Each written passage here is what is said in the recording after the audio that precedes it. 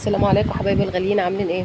النهارده هنعمل مع بعض فخارة اللحمة بالخضار، او طاجن الفخار التركي.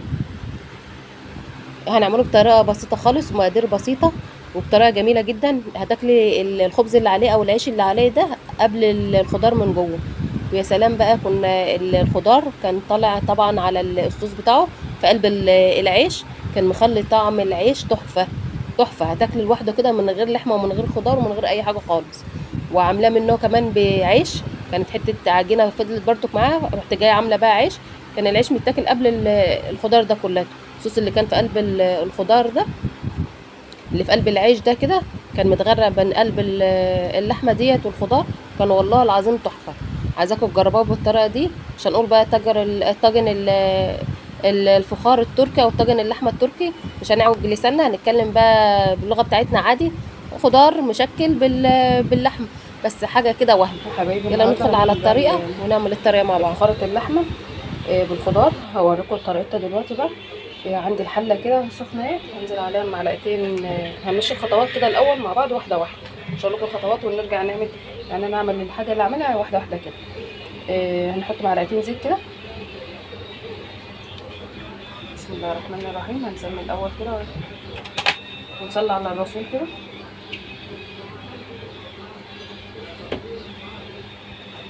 هنزل عليهم ببصلايه كبيره كده متقطعه جوانح او القطعه اللي انت حباها يعني بالشكل ده. وهنشوحها تشويحه بسيطه يعني. انا هوريكم الخطوات واحده واحده. هي خطواتها سهله وبسيطه، ما فيهاش اي حاجه، بس بتديكوا طعم حلو في النهايه يعني.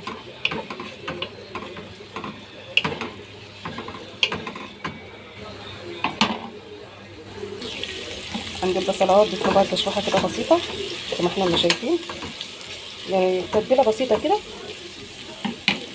هنزل بقى باللورة، وعندي 5 فصوص كده من الحبهان.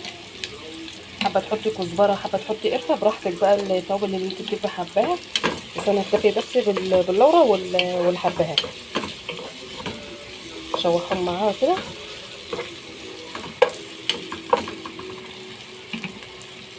عندي اللحمه بقى، طبعا كميه اللحمه اللي انت عايزاها.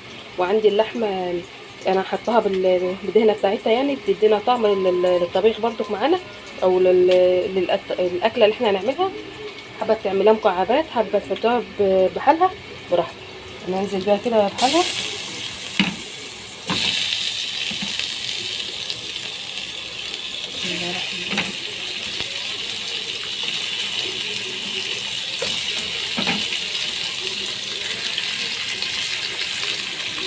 بالشكل ده، وهنشوحها معانا لغايه ما تاخد لون برضك معانا حلو كده.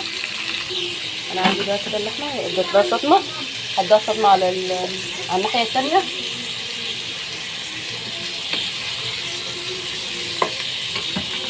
وتانية يعني اشوحها لغايه ما تاخد معانا لون حلو. ماشي.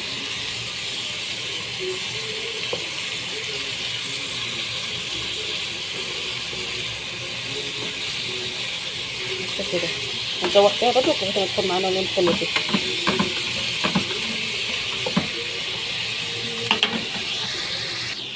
انا عندي البصله اهي لونها يستوي معايا، واللحمه لونها خدت اللون البني كده حلو بالشكل ده كده.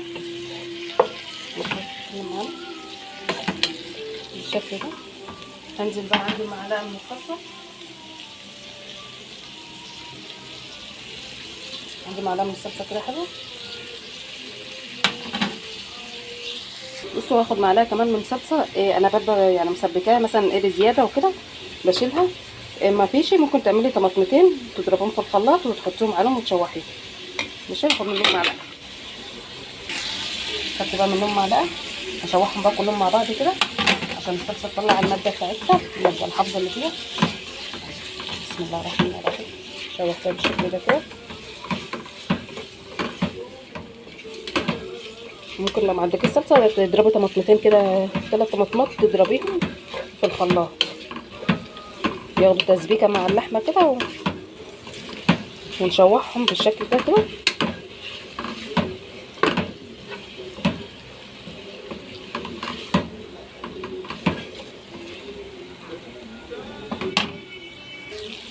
بعد ما شوحتهم هنزل بقى عليهم في الميه السخنه.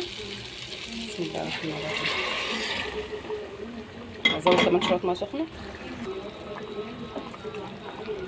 زودت ميه سخنه واسيبها لغايه بقى ما تستوي معايا اللحمه خالص، ونرجع مع بعض. اللي هنغطي بقى الطاجن بتاعنا. عندي كوبايه من الدقيق اهيت، هحط كمان نص، عندي نص كمان كوبايه اهيت. عندي معلقه صغيره كده من الخميره الفوريه، وعندي نص معلقه من الملح، واحط معلقه كبيره من السكر دلوقتي، وعندي معلقه من السكر. نقلب كل ده مع بعضه كده في الدقيق. وعندي الميه، انا هحضر كوبايه ميه بس مش هحطها كلها مره واحده، هشوف العجينه هتاخد معايا قد ايه. ممكن تحطي زبادي، عجينه زبادي او لبن رايب، اللي انت تحبيه يعني، بس انا عامله لك حاجه سهله خالص وبسيطه. وعندي كمان 3 معالق من الزيت هحطهم.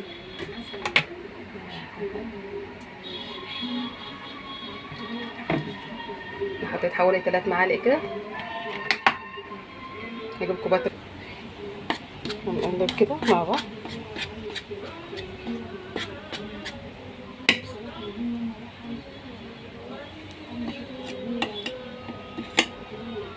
عندي الكوبايه اللي انا معايره فيها دقيق، هنزل بيها كده شويه بشويه، مش هنزل الكوبايه كلها عشان بس العجين من نوعيه بيختلف.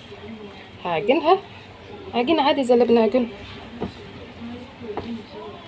هعجنها واشوف هتاخد معايا قد ايه ميه. عندي العجين عجنتها هي بالشكل ده.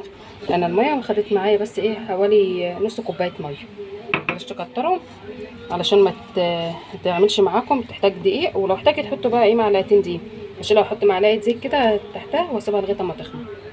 واغطي برده كشها بالزيت واغطيها واسيبها تخمر حوالي نص ساعه، ساعه الا ربع، والجو حر يعني هتخمر على طول. وعندي اللحمه اهي سايباها تغلى بقى على نار متوسطه كده، تستوي بقى نكمل سواها.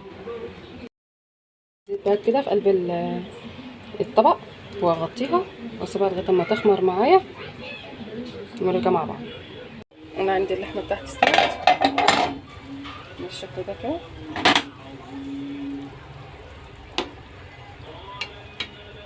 هوريها لكم اهو. بصوا ده يبقى خلاص معايا استوت اهي. احط بقى عندي كده بسله وجزر متفرزين من اللي هي الاكياس اللي انت بتبقي مثلا مفرزاه ولا كده، نزلتي بيها. بسم الله الرحمن الرحيم.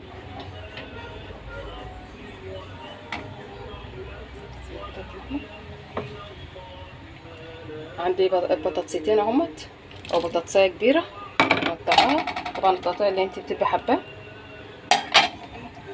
وعندي كوسايه برضو كبيره كده قطعتها، كانت بقى عندي انا في التلاجة، قلت احطها برضو معاها تدي طعم برضو حلو.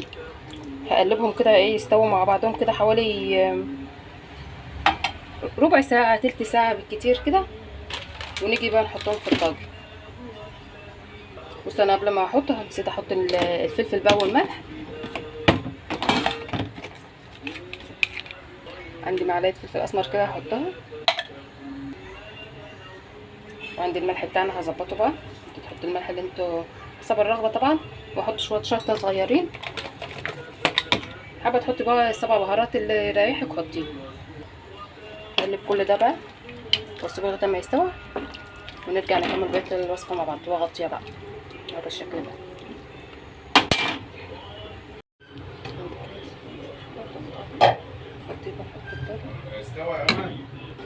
انا فضيته كده بقى في الطاجن اهو، الخضار اللي احنا عملناه في قلب الطاجن.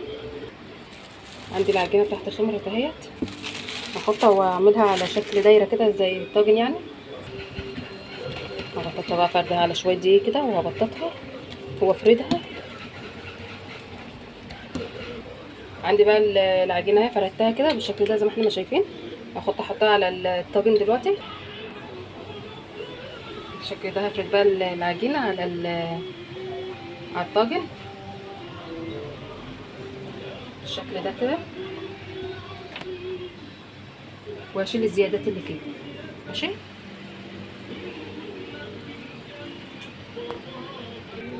عندي بقى اللي عملتها وشلت الزياده منها، تك بقى عليها كده غير ما يدوب. هسكنها يعني على الطاجن كده.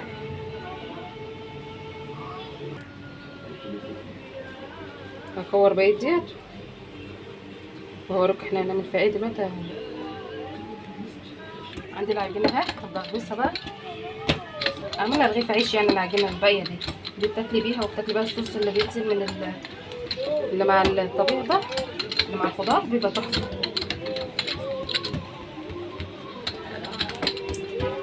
هكمل بقى بقيه الرغيف معايا.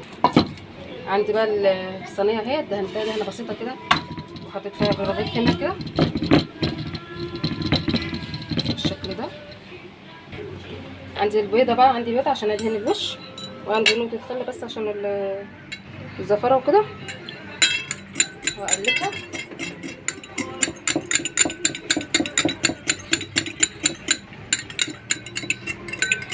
بصوا انا كده هدهن بقى الطاجن بالبيضه كده، زفره البيضه.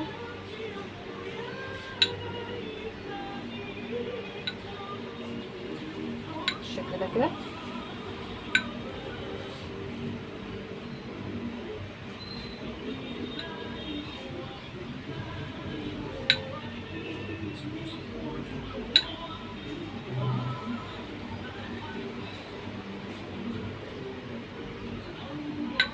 وادهن الرغيف ده كمان برضو، ندخلهم الاتنين الفرن مع بعض.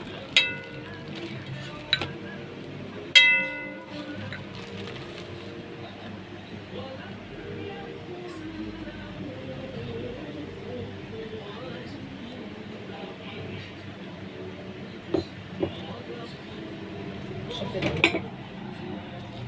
هنجيب شويه زبده،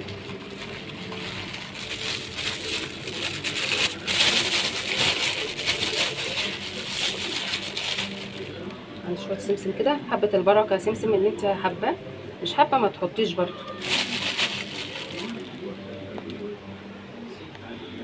حط برضو هنا سمسم كده.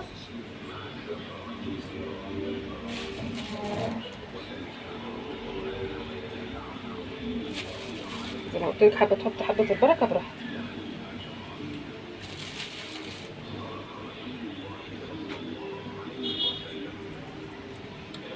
زي ما احنا ما شايفين كده الشكل كده. هدخله الفرن بقى، هيقعد حوالي 10 دقايق، والوش بس يتحمر كمان بتاع العيش اللي احنا عاملينه، ونرجع مع بعض.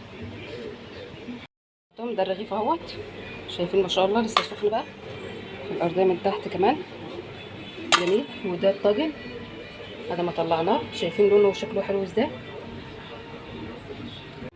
اهو يا حبايبي. الطاجن اهو، حاجه فيه مستويه كلها زي الفل، ومحافظه على بوحدتها يعني. كوسه زي ما هي، والبطاطس وكله الواحده بوحدتها، اللحمه دايما، بس انا مش عارفه امسكها الصراحه. بس اللحمه دايبه خالص، والجزر والحاجه برضو دايبين خالص. بصي دايبه خالص. لو عجبكم بقى الفيديو، انا عايزاكم بس تمشوا على الخطوات دي، ولو عجبكم والطعم عجبكم ما تنسوش لايك واشتراك. السلام عليكم ورحمه الله.